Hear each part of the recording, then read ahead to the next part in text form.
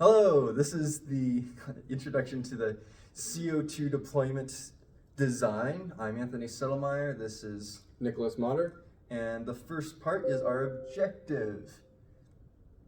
So the motivation for this project is as the rocket team creates larger and larger rockets utilizing bigger and bigger motors going to higher and higher altitudes, black powder becomes less and less reliable as the pressure decreases as you go higher up into the atmosphere. So for drogue deployment at 20,000 feet and above, black powder can cinch parachutes and become very unreliable in ignition because there's not enough pressure to maintain combustion. Another reason is black powder is notorious for damaging and singeing and melting nylon parachutes. So to meet this, we have an objective, and we designed an alternative parachute deployment system. So we're going to be utilizing methods other than black powder, in this case mechanical, or in what we decided on, CO2. So some design highlights are: it is a fully CO2 based system, so there's no black powder involved. We're using a solenoid to do the mechanical actuation. We're using a wedge impactor, so our CO2 canisters have just a very thin burst disc on the top, so we will use a wedge to pierce that and rip that open.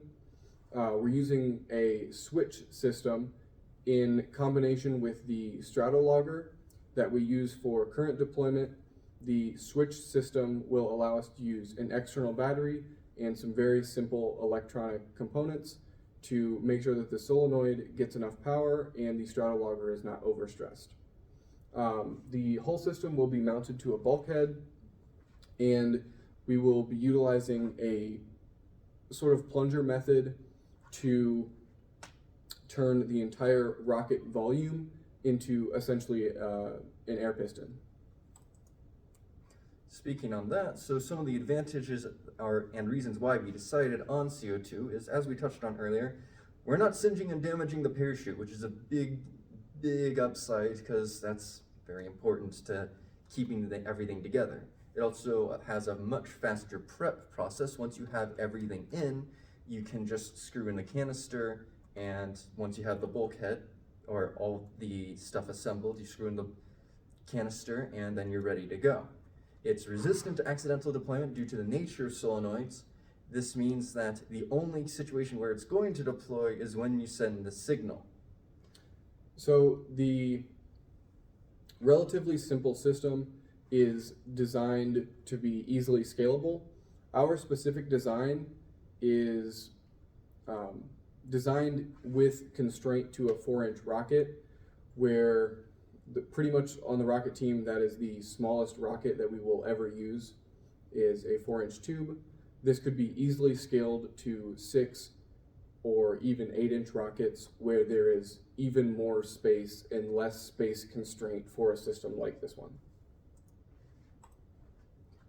So some of the resources we have going into this, we had the data and experience from the rocket team, previous research notes, and that's kind of how we came into the CO2 system itself.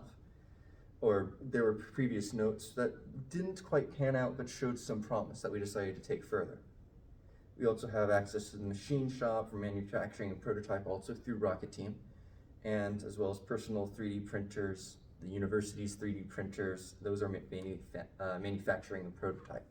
And as every other university student, we have CAD, CAM softwares for design, calculation, and so on. So we are aerospace engineering students. This is a research and design capstone project where we are prototyping a mechanical solution to a recovery system for the recovery sub-team of the rocket team. Some of the important lessons we've learned through this are, well, a little bit is scheduling and time management. Our aerospace students this semester, well, we only really had one semester of the class itself, so being able to effectively utilize our time not everything we set out as a goal at the beginning was properly realizable.